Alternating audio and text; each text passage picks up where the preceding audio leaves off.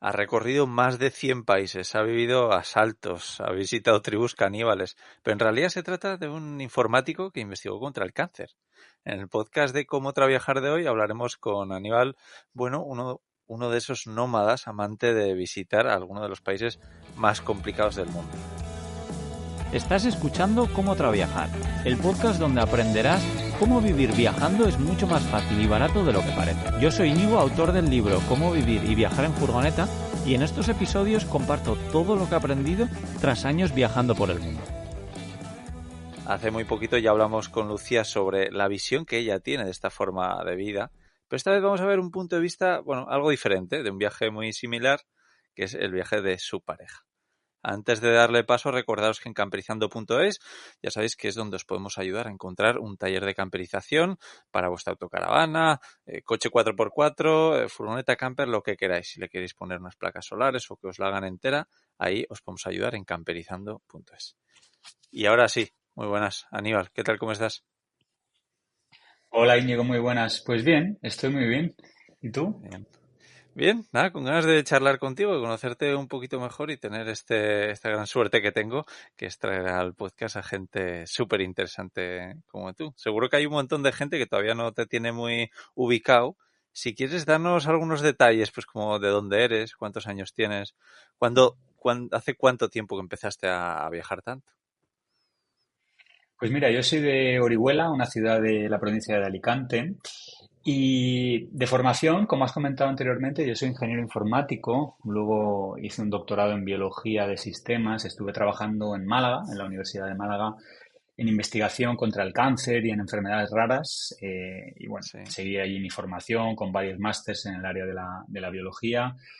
Y hubo un momento hace ya pues unos 10 años, más o menos, 9 10 años, que di un cambio, ¿no? Y decidí dedicarme al mundo de los viajes. Me formé en periodismo de viajes y en fotografía antropológica y comencé a viajar principalmente por África, a documentar estas culturas más aisladas y que están desapareciendo a día de hoy. Y bueno, pues es lo que estoy haciendo 10 años después. Ah, bueno, nada, interesante, buen cambio. También creo que le preguntaba a Lucía un poco cómo se tomó su familia esto, ¿no? Porque no sé en tu caso cómo fue, pero que bueno, casi de la noche a la mañana un cambio tan radical y además de decirles, oye, es que me voy a viajar por países, bueno, como los que te has ido a viajar. ¿Cómo fue eso? ¿Cómo se lo tomó tu familia? Sí, bueno, pues imagínate, ¿no? Después de estar estudiando en la universidad desde los 18 hasta los 32, sin salir de la universidad, y con una carrera ya científica en condiciones, ¿no? Con varios artículos científicos publicados, la tesis doctoral y un puesto fijo en la universidad, pues decirle a mis padres que lo dejaba todo y me iba a viajar por África, algo tan abstracto como eso, pues bueno, fue duro para ellos, ¿no? Al principio no lo entendían y sobre todo también los viajes a lugares un poco más peligrosos, como puede ser Sudán del Sur o Somalia, que vamos ahora, ¿no? Pues evidentemente a unos padres los dejan un poco intranquilos. Pero eso también cambia con el tiempo. Yo recuerdo al principio mi madre me escribía, me llamaba todos los días. Ahora, pues la mujer, ¿no? Ha tenido que acostumbrarse. Así que bueno, pues un principio incomprendido y ahora pues ya creo que ya se entiende más. Sí, sí, sí, ya me imagino. Al final, como a todo lo bueno y lo malo, pues nos acostumbramos y así también sería para tu familia. Y te voy a hacer una pregunta que igual te es un poco complicada responder o que le tienes que dar una mini vuelta, que es ¿por qué viajas a nivel? Bueno, yo creo que lo tengo claro. Yo viajo por el mismo motivo por el que empecé en la ciencia, ¿no? Para entender un poco cómo es el mundo y en este caso para entender un poco cómo es el ser humano. Porque yo empecé en el mundo de la ciencia para saber cómo funcionaba el mundo, ¿no? Me apasiona la biología, la ingeniería también, la física, la química. Y una vez que pasé muchos años, ¿no? En la universidad, en ese mundo, pues me faltaba, tenía un gran hueco, ¿no? Que era entender un poco cómo es el ser humano y creo que no hay mejor forma que conocerlo en diferentes culturas, diferentes contextos para ver qué es aquello esencial, ¿no? Que es aquello común en todas las partes del mundo. Que es un poco también en lo que he basado mi último libro, ¿no? En ver esa esencia común a nivel de supersticiones, de mitos, de religión, porque es algo, son elementos que están presentes en todas las culturas. Entonces yo creo que mi motivación para viajar es esa, entender un poco más al ser humano. Ya. Y seguro que hay mucha gente cuando nos escucha estas historias de gente que, como tú dices, pues que al final llevas 10 años o más viajando muchísimo. Has hablado de un libro, sé que tienes varios. Cuéntame un poco cómo se gana la vida alguien que viaja tanto tiempo y también un poco cómo empezaste y cómo lo haces ahora, Ujú. porque sí, ya nombramos la agencia de viajes Las Places, pero quiero saber, con Lucía, pero quiero saber cómo ha ido evolucionando todo esto a lo largo del tiempo. O sea, al principio, ¿cómo hiciste posible el viajar tanto? Bueno, yo siempre eh, fui consciente, quizá porque empecé un poco tarde, yo tengo ahora 42 años, empecé a intentar dedicarme a esto con 32, 33. Siempre fui consciente de que hacía falta un plan económico, ¿no? Uno no puede decir de la noche a la mañana, voy a dedicarme a viajar. Claro, ¿y de dónde sacas el dinero, no? Entonces, bueno, hubo un punto de inflexión en el cual en la universidad yo podía finalizar mi contrato y tener 2 años de paro. Entonces, tracé la estrategia de decir, bueno, voy a intentar dedicarme al mundo de los viajes durante estos 2 años, que tengo este colchón de poder estar cobrando el paro. Si no funciona, pues por lo menos lo habré intentado, ¿no? Entonces, en estos 2 años, mi estrategia fue crear una agencia de viajes. Se llamaba Camino Sin Fin, la primera agencia que creé. Era una agencia low cost. Sí. Y, y bueno, a partir de esta, pues ya fui conociendo gente, pues teniendo un mercado de clientes. En todo este trayecto falleció mi padre y su herencia también me ayudó a poder tener un impulso económico para alargar un poco más el crecimiento de este proyecto, ¿no? Sí. Que yo creo que, y esto es siempre algo que hablo con Lucía, hay que ser un poco honesto, ¿no? Dedicarse a los viajes es difícil poder vivir de ello, ¿no? Y también partimos de un privilegio, pues en mi caso de una herencia o lo que sea, que nos permitió que fuese un poco más fácil. Y bueno, pues a día de hoy, con la venta de libros, con la agencia de viajes, que la nueva, como has dicho, se llama Las Places, está más orientada a unos viajes un poco más exclusivos, a zonas de riesgo o tribus súper aisladas, y pues con la fotografía, charlas, etcétera. Es como sustento todo este estilo de vida. Vale, sí, así que al final es la suma de diferentes cosas, pero claro, a mí Mm. algo que lo veo complicado es el hacer una agencia de viajes viajando a lugares tan complicados, pues no te estás llevando a la gente a Noruega, a Suecia, a Alemania, a sitios, bueno, pues que más o menos todo es fácil, ¿no?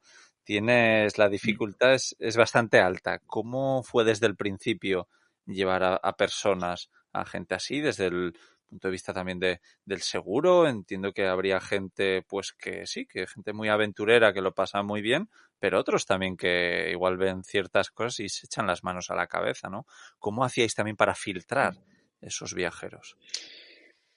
Sí, es difícil. Yo creo que hoy en día ya nuestro público y la gente que nos conoce ya sabe un poco cómo son los viajes que organizamos. Pero es cierto que al principio fue complicado porque había gente que no sabía dónde se metía. Quizá no hacíamos el suficiente esfuerzo didáctico antes del viaje. Porque sí, son viajes donde hay poca comodidad. A lo mejor puedes estar 6 días sin ducharte, durmiendo en tienda de campaña, porque es la forma de llegar a determinadas comunidades, ¿no? La única forma. Puede haber algunos viajes con cierta inseguridad, porque son países en guerra o zonas en conflicto. Eh, la comida puede ser muy básica, puedes estar una semana comiendo solo arroz con pollo o arroz con pescado. Y esto, pues no es para todo el mundo. Y nosotros pues tratamos de dejarlo bien claro en los dosieres de los viajes, en la web, en las redes sociales. Y a día de hoy la mayoría de gente sabe dónde se mete, ¿no? Luego también una cosa es saber dónde te metes y otra cosa es estar allí, que, Claro. que también la gestión es diferente una vez que ya estás dentro. Pero bueno, yo creo que en general la gente vuelve muy contenta porque es una experiencia vital que cambia muchos conceptos y que pese a que puede ser dura, luego se recuerda con mucho cariño, incluso los momentos más difíciles que hemos vivido, al final son anécdotas que quedan para el recuerdo. Sí, no, estoy 100% seguro que luego efectivamente todos en casa dicen, "Buah, vaya viajazo nos pegamos". Pero seguro que también en el momento de estar ahí con, bueno, algún conflicto, habrá habido gente que te ha dicho, oye, yo me quiero volver a casa, ¿no? Ha pasado. Sí. Sí, recuerdo sobre todo en la primera agencia que yo era más novato, además como era una agencia low cost el público era también más joven, se hacía menos filtro. Ahí tuve varias ocasiones en las que ocurrió eso. Recuerdo un viaje a Etiopía en el que nos asaltaron. De hecho, hubo un cambio de ruta a mitad de viaje y yo dije, hay un ritual muy interesante en esta zona, pero es una zona un poco peligrosa. Necesitamos ir con escolta militar y puede que tengamos algún susto. Lo consulté con el grupo, todo el mundo dijo, da igual, vamos ahí, no pasa nada. Contratamos unos escoltas militares, pero aún así nos asaltaron en mitad del camino, ¿no? Y yo recuerdo a gente llorando, gente diciéndome quiero ir a mi casa. Claro, yo trataba un poco de hacer de psicólogo en ese momento, de calmar a la gente. Yo tenía más experiencia y trataba de hacerles ver la situación. Es decir, no puedes irte a tu casa, no por nada, sino porque tu casa está a 5 días de trayecto, ¿no? Tienes que volver en 4x4 a la capital, comprar un vuelo, llegar a, no sé, pasarte 20 horas de vuelo. Sí. Así que vamos un poco a analizar esta situación, ¿no? Y yo sabía, porque ya había vivido esa experiencia en varias ocasiones, que luego ese momento iba a ser uno de los momentos que más iban a contar y que más iban a recordar de forma más o menos positiva una vez que ya había pasado, ¿no? El Sí. mal trago. Pero claro, había que gestionar las emociones de ese momento en concreto. Y efectivamente, luego al volver a casa, una semana después, veo redes sociales, Facebook, el Instagram de los clientes, ¡buah! Lo que nos ha pasado en Etiopía, nos asaltaron y no sé qué. Entonces, bueno, es cuestión de tratar de gestionar las emociones. Es parte del trabajo del guía. Qué bueno, qué interesante. Y por curiosidad, ¿como cuánta gente te os soléis llevar de viaje? Pues son grupos pequeños porque a estos destinos no puedes llevarte un grupo grande. Hay muchas cosas que pueden salir mal y cuanta menos gente, pues menos probabilidad hay de que haya algo grave.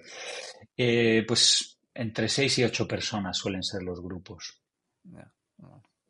Y vale, sé que has pasado, bueno, enfermedades, como por ejemplo la malaria, estando por ahí de viaje, que me gustaría que me cuentes un poco más de eso, pero por ejemplo a personas con las que os habéis ido de viaje también les pasarán cosas, ¿no? A todos nos suceden cosas y más cuando estamos en sitios así. ¿Tienes alguna curiosidad de alguien que le haya pasado algo? Sí, a ver, ha habido problemas muchos con policías y con militares, bueno, por diversos temas, pero a nivel sanitario, quizá no tanto como uno podría esperar. Yo, pues sí, tuve la malaria, fue uno de los peores momentos de mi vida, y luego, pues algún viajero ha tenido algún problema, bueno, en la época de COVID también, gente que se ha tenido que quedar en cuarentena en países donde, bueno, donde quizá uno no quiere estar haciendo una cuarentena, ¿no? Y luego, pues, infecciones intestinales. Recuerdo una persona que le dio en un campamento de ganado en Sudán del Sur por beber leche de la ubre de la vaca. Claro, eso, evidentemente, aunque los de la comunidad indígena lo hagan, nosotros no podemos hacerlo porque el riesgo de beber leche sin pasteurizar, bueno, es alto, ¿no? Que te pase algo. Y esta persona, pues, estuvo hospitalizada un tiempo, pese a que le advertimos que no debía hacerlo, pero bueno. Y luego, pues sí, infecciones y problemas que han acabado en el hospital, pero de momento nada muy, muy grave. Ya, sí, no, al final a mí me viene a la cabeza un simple viaje a Vietnam que pude hacer yo, que tanto mi pareja como yo estuvimos enfermos bastante tiempo, ¿no? Digo, joder, solo falta meterme a estas aventuras, ¿no? Y en tu caso, Aníbal, ¿cómo fue pasar la malaria? ¿Dónde la pasaste? ¿Cuánto tiempo estuviste mal? Mm. Pues fue horrible, fue realmente horrible. El caso es que yo siempre tomo el Malarone, ¿no? Las pastillas para la malaria que son preventivas. Lo que pasa es que hubo un año en el que estuve tanto tiempo de viaje por África que estuve 6 meses tomándolo y luego cuando volví a casa me surgió un viaje a Sudán del Sur de 6 días. Y fui a Sanidad Exterior y me dijo el médico, bueno, no tomes el Malarone porque llevas 6 meses tomándolo ya, vamos a dejar descansar un poco a tu cuerpo. Y como es un viaje muy corto, si a la vuelta, además la malaria tiene un periodo de incubación, en caso de que te contagies, si a la vuelta te notas algo raro, pues vienes directamente al hospital, que en España pues no vas a tener ningún problema. Sí, Entonces yo hice eso, fue la primera vez que no tomé la medicación, volví a España, yo estaba bien y por azar por cosas del destino, me salió un viaje que yo no tenía programado a Cabo Verde un par de semanas después, ¿vale? Me contrataron de una agencia, me fui a Cabo Verde y ahí me dio el brote de malaria. Tuve un periodo de incubación de un mes. Claro, yo ya ni me acordaba porque normalmente suele ser una semana más o menos de Ya. incubación. Y allí estaba yo guiando el viaje en Cabo Verde, empecé a encontrarme mal, cada día peor, sobre todo por la noche, me daban vómitos, mucha fiebre, escalofríos, pero luego por el día estaba bien, ¿no? Es lo que tiene la malaria, es muy traicionera, tiene picos y luego vuelves a estar bien y así, es como intermitente. Y ya cuando llevaba una semana así, en mitad del bus, estaba yo con el micrófono explicando algo, empecé a caerme al suelo, a convulsionar, a decir que tenía mucho frío, la gente poniéndome mantas y tal. El caso es que el diagnóstico no me lo dieron, me daban diagnósticos equivocados. Me decían que tenía fiebre tifoidea, que me había sentado mal un queso, que no sé qué, muchas cosas. Y estuve como 10 días sin tratamiento. Y ya cuando llegó un punto en el que perdí el conocimiento, estaba fatal, fatal, pensando que me iba a morir, acordándome de mi familia. Estaba en la cama, en el hotel, en un charco de sangre, de sudor, perdón. eh, bueno, intenté coger un vuelo de vuelta a casa, digo, bueno, que sea lo que sea, ya si llego a España, que me traten, que vean lo que tengo. Y justo cuando estaba en el aeropuerto se canceló el vuelo de vuelta, ponía vuelo cancelado. Dije, bueno, pues hasta aquí he llegado. Ahí ya sí que me desplomé y recuerdo que me llevaron al hospital a hombros. Y ya pues recuerdo estar ingresado, pasé un par de semanas allí. Desde España prepararon un helicóptero medicalizado para traerme de vuelta, pero al final la decisión médica es que era más peligroso moverme que dejarme allí y ver lo que pasaba. Estaba tan débil y sin plaquetas que cualquier golpe podía ser mortal, ¿no? Una hemorragia interna o algo. Entonces, bueno, pues difícil, fue difícil, pero lo superé. Luego estuve un año entero con secuelas y medicación, hasta que por fin se fue toda la malaria del cuerpo, porque se queda enquistada en el hígado muchas veces. Y nada, a día de hoy bien, libre de Joder, malaria y contento de haber pasado ese episodio. joder. Vaya, bueno, una aventura más. Y Aníbal, Sí. quiero preguntarte también, creo que has viajado solo, has viajado con Lucía, has viajado en grupos. ¿Cómo es la diferencia del estar con un grupo de gente, de estar con tu pareja y hacerlo solo? Bueno, pues todo es muy diferente, todo es muy diferente. Tengo la suerte, o tenemos la suerte, de que Lucía y yo vemos el viaje de una manera muy similar, muy similar. Para nosotros es importante, hay varios pilares que son muy importantes, ¿no? El respeto a las comunidades indígenas, el interés por conocer a fondo la forma de pensar de estas comunidades, porque es cierto que hay cada vez más personas que viajan a sociedades tradicionales, pero lo que nos encontramos muchas veces es que la narrativa y el relato que hay detrás tiende al exotismo. Es decir, tú llegas a una comunidad africana, dices, joder, qué guay, la pluma que llevan, la pintura, haces 4 fotos, vuelves a tu casa, las compartes en redes sociales y en muchos casos no hay una narrativa profunda detrás, ¿no? Nosotros tratamos de entender cada elemento de las comunidades que visitamos, ¿no? Pues vale, toda esta pintura, ¿qué significa? ¿Por qué la hacen? ¿De qué material es? ¿Desde cuánto tiempo se hace?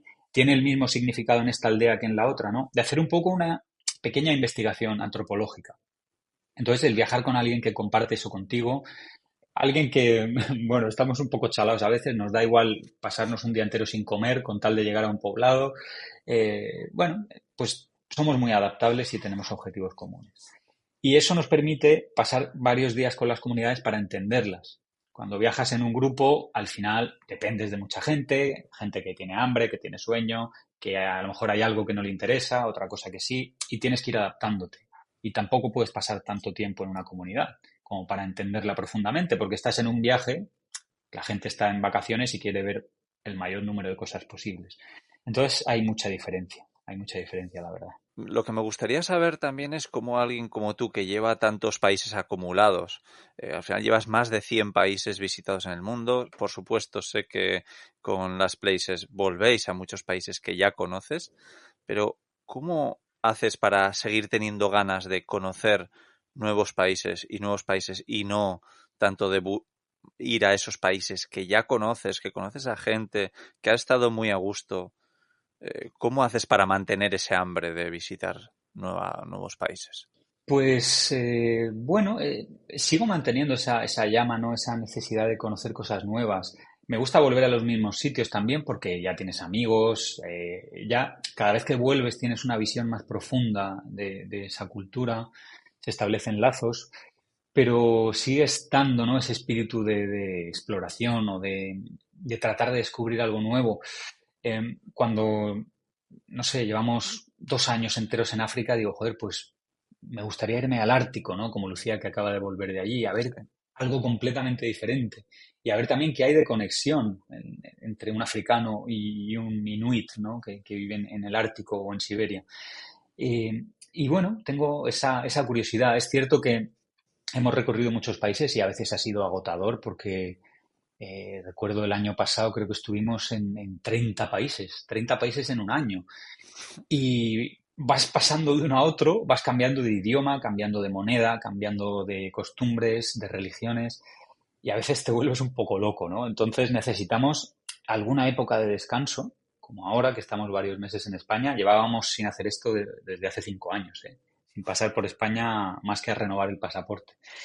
Pero bueno, hace falta, primero para digerir todo lo que se ha vivido, porque claro, cuando visitas 30 países en un año, y no 30 países cualquiera, no es que vayas a Francia, Italia, es que estás en Costa de Marfil viendo un ritual sagrado de la serpiente y la semana siguiente estás en Afganistán con los talibanes y la siguiente... Entonces necesitas digerir todo esto, porque vas viviendo tantas cosas tan potentes de golpe que a veces no te da tiempo. Y ahora estamos en ese proceso de reflexión, escribiendo libros, contando un poco en redes sociales cosas que no nos había dado tiempo. Y esto también te devuelve energías para planificar el siguiente año, ¿no? Con un poco renovado.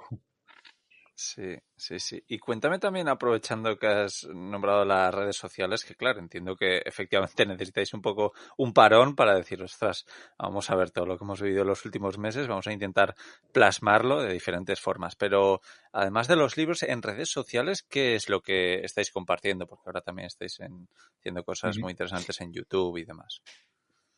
Sí, pues a ver, históricamente donde más conocidos hemos sido ha sido en Instagram. Íbamos compartiendo en stories el día a día de todos nuestros viajes, lo cual era absolutamente agotador porque aparte de estar viajando por África principalmente, por Asia, con los pocos recursos que hay ahí, me refiero en cuanto, por ejemplo, a conexión móvil y lo agotador que puede ser el calor, la exigencia, muchas veces trabajando en la fotografía o guiando grupos, pues cada día compartíamos lo que habíamos hecho ese día. Compartir stories en redes sociales, además lo hacíamos en inglés y en castellano, pues nos llevaba un par de horas diarias, ¿no? Y quizás eso ha sido lo que más ha divulgado nuestro trabajo, Instagram. Pero el formato de Instagram Stories, que requiere al final tanto trabajo para narrar un viaje y que desaparece, ¿no? Es un poco frustrante. Por eso ahora estamos empezando en YouTube, un formato que queda un poco más estático allí y que nos permite también hacer una reflexión mayor, ¿no? Porque cuando uno comparte stories al día, al final son pequeños flashes, ¿no? De Sí. 15 o 30 segundos. Aquí podemos montar toda una narrativa desde casa, explicar aquello que vivimos de una forma más reflexiva y es lo que estamos tratando de hacer ahora, ¿no? Para aportar un contenido un poco más de calidad. Sí, nada, por supuesto, en las notas del episodio podréis seguir, les podéis seguir tanto en Instagram como en YouTube y ver un poco pues de esto que estamos hablando. Y Aníbal, te quería preguntar también, claro, lleváis muchos años viajando muchísimo, sin casa, si no me equivoco.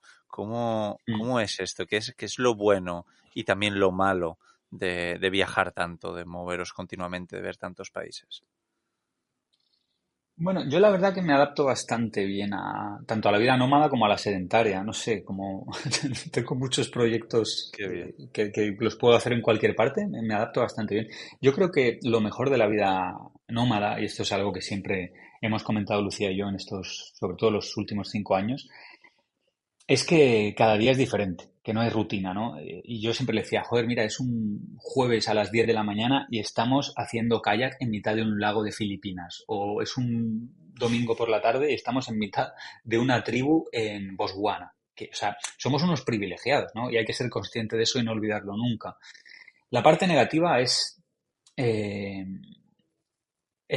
Bueno, hay varias, ¿no? El primero, el no tener intimidad como pareja, porque hemos estado 5 años viajando sin parar juntos, pero no hemos tenido mucha intimidad porque no tenemos un hogar, ¿no? Y por el estilo de viaje que hacemos nosotros, pues estamos durmiendo en una tienda de campaña, estamos durmiendo en un tren, estamos en mitad de una tribu, y esto pues en cierto modo, la falta de rutina y de intimidad y de higiene, porque estás sin ducharte una semana, ¿sabes?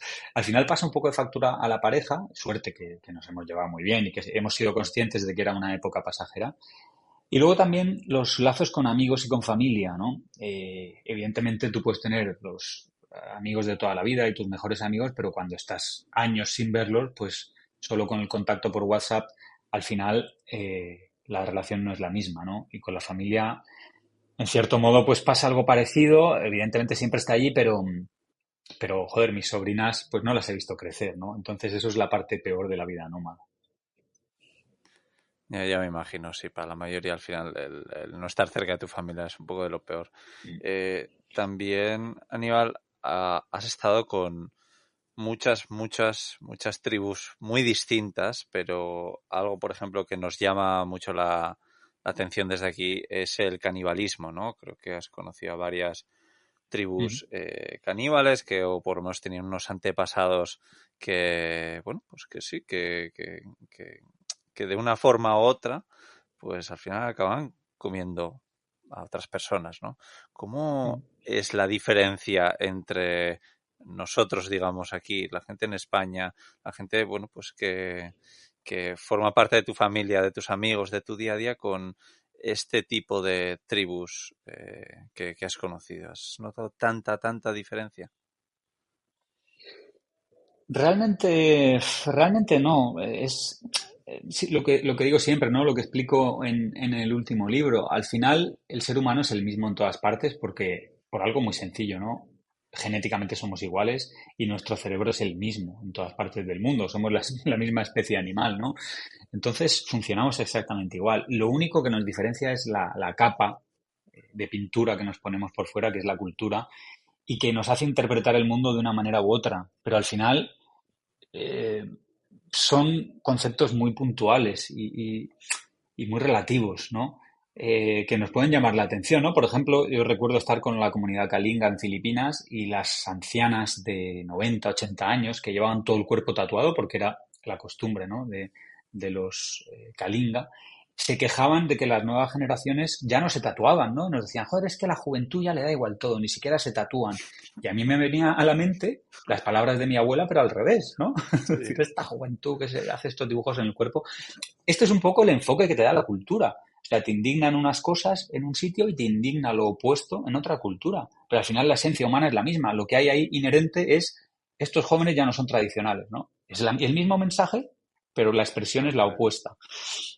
Pues en comunidades caníbales realmente pues, funcionan igual que nosotros, es decir, les preocupa lo mismo, la salud, tener algo para comer, se quieren en familia, se protegen, simplemente su cosmovisión es diferente y para ellos, en el caso de los Korowai, por ejemplo, cuando mataban a un enemigo, la creencia espiritual que tenían era que el enemigo, el poder del enemigo estaba en el cuerpo y si ellos se lo comían, adquirían ese poder. Al final simplemente es una creencia espiritual, ¿no? Que al final pues comes carne humana porque crees que hay una energía allí, simplemente. Sí. El caso, por ejemplo, de los albinos en Tanzania, pues se les mata y se les descuartiza porque se cree que también tienen espíritus en su interior, ¿no? Es algo también muy macabro por una creencia supersticiosa.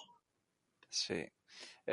Por ejemplo, algo que me chocó hace mucho, leí un libro que se llama Las voces del desierto, que lo narra una periodista inglesa, si no me equivoco, o americana, que va a pasar unos días con los aborígenes australianos. Y bueno, ahí se da Ujú. cuenta de que hay un porcentaje de gente que efectivamente en ciertas tribus practican el canibalismo. Y hacía ver como que era una locura lo que hacíamos nosotros, de luchar en una guerra y dejar todos esos cadáveres por ahí tirados, entre comillas, mientras que ellos, por ejemplo, lo que hacían era, si se comían a una persona, era porque cientos de personas sobreviviesen un poco por hambre y que una sola persona iba a dar de comer a mucha gente, ¿no?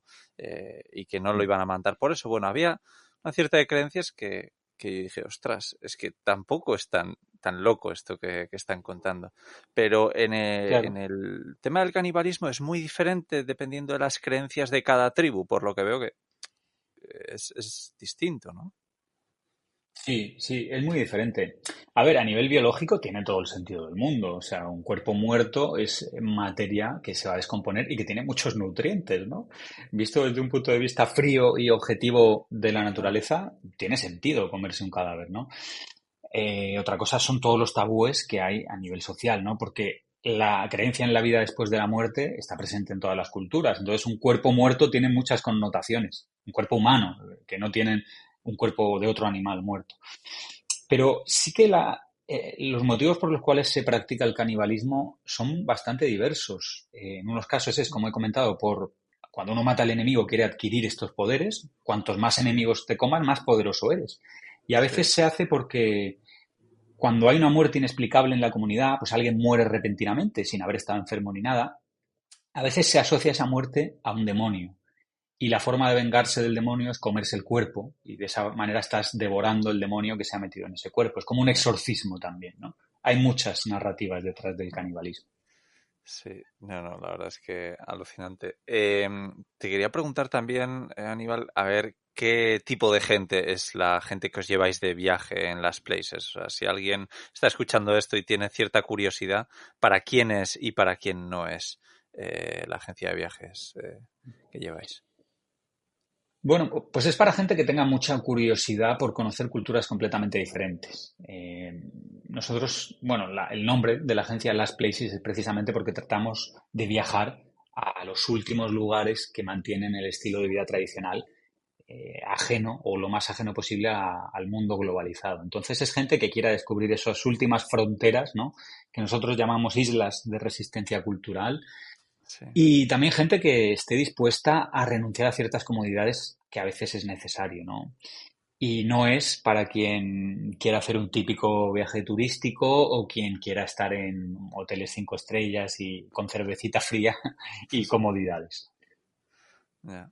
Bueno, efectivamente en las notas del episodio os dejaremos tanto enlaces a las redes sociales de Aníbal y bueno y de Lucía también y también a sus libros para que echéis un vistazo y a la agencia de viajes Las Places.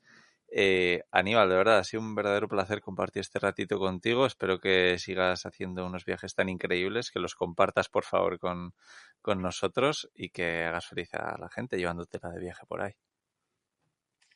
Pues nada, muchas gracias a ti, Íñigo, por contar conmigo y un placer haber charlado contigo. Nada, te mando un fuerte abrazo. Gracias, chao. Gracias, chao.